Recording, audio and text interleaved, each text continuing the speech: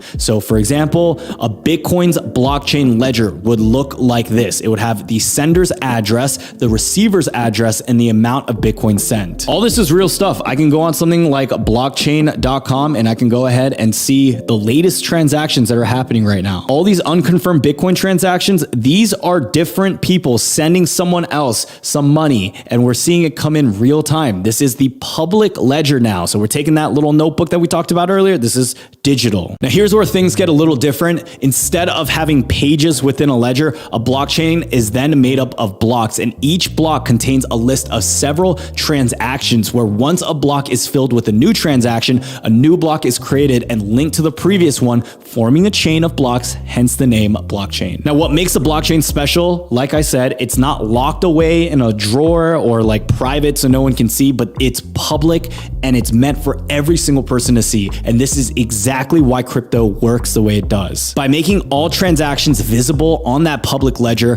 cryptocurrencies allow us to imagine a world where financial systems are now open and accessible to every single person. With the blockchain, you simply cannot lie to the blockchain, all right? You cannot fake a transaction. Everything that goes on here that gets confirmed is a real transaction that we can all see. This is where accountability comes in, and this is where we can verify that things are legit. Now, in the Bitcoin system, when someone makes a transaction, it's like they're writing down their transaction in the ledger, but before it can be added to the ledger, it needs to be made sure that it's validated. This is where Bitcoin miners come in, where miners use their computers to solve complex mathematical problems that validate the transaction, and the process involves confirming the details of the transaction, and it ensures that the sender actually owns the amount of Bitcoin that they're trying to send. Now, as a reward for the work, the miner is given some new Bitcoin, and this is how new Bitcoin is created and enters circulation. And in essence, Bitcoin miners are paid for their auditing work with Bitcoin. So that is pretty much in general how crypto works.